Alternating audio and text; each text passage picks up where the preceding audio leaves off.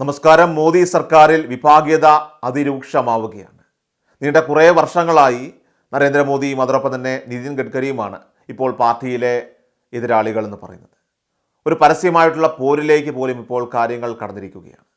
കേന്ദ്ര സർക്കാരിൻ്റെ നിർണായകമായിട്ടുള്ള ബില്ലായിട്ടുള്ള ഒരു രാജ്യം ഒരു തെരഞ്ഞെടുപ്പ്, ഈ ബില്ലിൻ്റെ വോട്ടെടുപ്പിൽ നിതിൻ ഗഡ്കരി ഉൾപ്പെടെയുള്ള 20 പ്രമുഖ നേതാക്കൾ വിട്ടുനിന്നതിൽ ഇപ്പോൾ BJP നേതൃത്വത്തെ അവരെ സംബന്ധിച്ച് വലിയ അതൃപ്തിയാണ് ഇപ്പോൾ രൂപപ്പെട്ടിരിക്കുന്നത്. നിതിൻ ഗഡ്കരി അടക്കം 20 BJP MPമാരാണ് ലോക്സഭയിലെ വോട്ടെടുപ്പിൽ നിന്നും വിട്ടുനിന്നത്.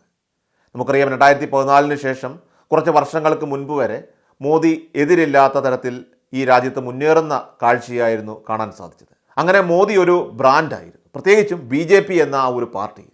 എന്നാൽ RSSൻ്റെ നോമിനിയായ നിതിൻ ഗഡ്കരിയെ ഒതുക്കാൻ ശ്രമിക്കുകയും BJPയിൽ എതിരില്ലാത്ത ഒരു ഏകാധിപതിയായി നരേന്ദ്രമോദി മാറുകയും ചെയ്തു. എന്നാൽ ആദ്യത്തെ 8-9 വർഷം മോദി പരിസരം മറന്നുവെന്ന് പറയണം.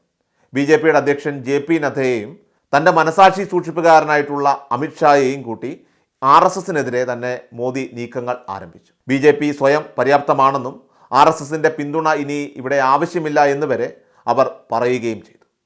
അന്ന് ഉന്നം വെച്ചതാണ് മോദിയെ RSS. അങ്ങനെ UPയിലും മഹാരാഷ്ട്രയിലും കനത്ത തോൽവി നൽകിക്കൊണ്ട് BJPയെ കേവല ഭൂരിപക്ഷം പോലും ഇല്ലാതെ ലോക്സഭാ തെരഞ്ഞെടുപ്പിൽ അടിച്ചിരുത്തിയതും ഇതിനുള്ള മറുപടി തന്നെയാണ്. എന്നിട്ടും മനസ്സില്ലാ മനസ്സോടെ RSS പ്രധാനമന്ത്രി സ്ഥാനത്തേക്ക് മൂന്നാമതും മോദിയെ അവരോധിച്ചു. എന്നാൽ ഏത് സമയവും മോദിയെ താഴെ ഇറക്കാൻ RSS തയ്യാറായി എന്നുള്ളതിൻ്റെ സൂചനയാണ് ഇപ്പോൾ പുറത്തു വന്നിരിക്കുന്നത്. അതായത് BJPയിൽ കേന്ദ്ര സർക്കാരിൻ്റെ നിർണായകമായിട്ടുള്ള ബില്ലായ ഒരു രാജ്യം ഒരു തെരഞ്ഞെടുപ്പ് ബില്ലിൻ്റെ വോട്ടെടുപ്പിൽ നിന്ന് നിതിൻ ഗഡ്കരി ഉൾപ്പെടെ 20 പ്രമുഖ BJP MPമാരാണ് വിട്ടുനിന്നത്. ഇത് ഈ രാജ്യത്തിൻ്റെ ലക്ഷ്യമല്ലെന്നും BJPയുടെ പദ്ധതിയല്ലെന്നും നരേന്ദ്രമോദിയുടെ മാത്രം പിടിവാശിയാണെന്നും പ്രതിപക്ഷം പറഞ്ഞുകൊണ്ടിരിക്കുമ്പോഴാണ് ഇവിടെ ഗഡ്കരിയും സംഘവും കാലുവാരിയിരിക്കുന്നത്. സാധാരണ മോദിയുടെ ജൽപ്പനങ്ങളും അതുപോലെ തന്നെ അപ്രമാദിത്യവും ഒക്കെ തന്നെ എല്ലാം ഒറ്റയ്ക്കിരുന്ന് നോക്കിക്കാണുന്ന നിതിൻ ഗഡ്കരി വ്യക്തമായിട്ടുള്ള എതിർശബ്ദം എന്നുള്ള രീതിയിൽ ആദ്യമായി കാലുവാരി മോദിക്കെതിരെ ഇപ്പോൾ കളി തുടങ്ങിയിരിക്കുകയാണ്. ലോക്സഭയിലെ വോട്ടെടുപ്പിന് എത്താതിരുന്നത് തന്നെ അതിൻ്റെ ആദ്യ സൂചന ഇപ്പോൾ നൽകി കഴിഞ്ഞിരിക്കുകയാണ്.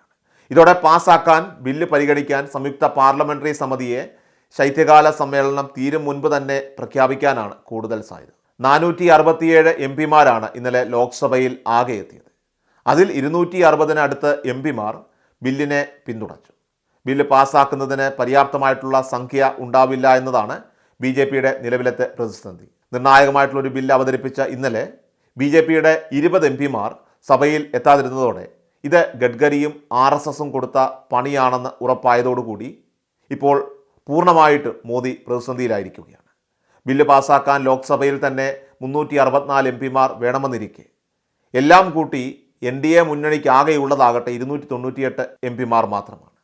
298 MPമാർ മാത്രമേ ഉള്ളൂ എന്നിരിക്കെ 20 MPമാർ തന്നെ വിട്ടുനിന്നതോടുകൂടി മോദിയുടെ ഉള്ള പ്രതീക്ഷകളും ഇവിടെ തകർന്നടിയുകയാണ്. ബില്ല് പാസ്സാക്കാൻ കഴിയുമെന്നൊക്കെ കരുതി സ്വപ്നം കണ്ട നരേന്ദ്രമോദിക്ക് ഇപ്പോൾ കൂടെ നിന്നവർ പോലും കാലുവാരുന്ന കാഴ്ചകൾ കണ്ട് സമനില തെറ്റിയിരിക്കുന്ന അവസ്ഥയായി മാറിയിരിക്കുകയാണ്. കേന്ദ്രമന്ത്രിമാർ ഉൾപ്പെടെയുള്ളവരാണ് ഇവിടെ വിട്ടുനിന്നിരിക്കുന്നത് എന്നതാണ് ഇവിടെ ശ്രദ്ധേയമായിട്ടുള്ള കാര്യം. നിതിൻ ഗഡ്കരിയോടൊപ്പം തന്നെ ജ്യോതിരാദിത്യ സിന്ധ്യ, ചന്ദനു താക്കൂർ, അതുപോലെ തന്നെ ജഗദംബിക പാൽ, BY രാഘവേന്ദ്ര, വിജയ് ബാഖേൽ, ഉദയരാജ് ബോൺസ്ലെ, ജഗന്നാഥ സർക്കാർ, ജയൻകുമാർ റോയ്, B സോമണ്ണ, ചിന്താമണി മഹാരാജ് തുടങ്ങിയ പ്രമുഖരാണ് പങ്കെടുക്കാതിരുന്നത്. ഇവരെല്ലാം തന്നെ RSSുമായിട്ട് വളരെ അടുത്ത ബന്ധമുള്ളവരാണെന്ന് ഉറപ്പിക്കുകയാണ്. ഇങ്ങനെ വിട്ടുനിന്നതോടുകൂടി ഇപ്പോൾ ഇവർക്ക് കാരണം കാണിക്കൽ നോട്ടീസ് നൽകിയിരിക്കുകയാണ് BJP.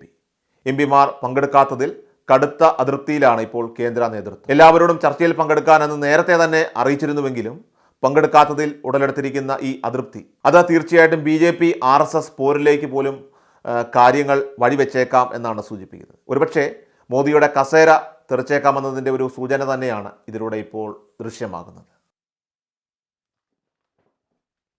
എല്ലാ ദിവസവും വാർത്തകൾക്കായി സബ്സ്ക്രൈബ് ചെയ്യുക, ഫോളോ ചെയ്യുക. വാർത്തകളുടെ നോട്ടിഫിക്കേഷനായി ബെൽ ഐക്കൺ എനേബിൾ ചെയ്യുക. Please subscribe our channel.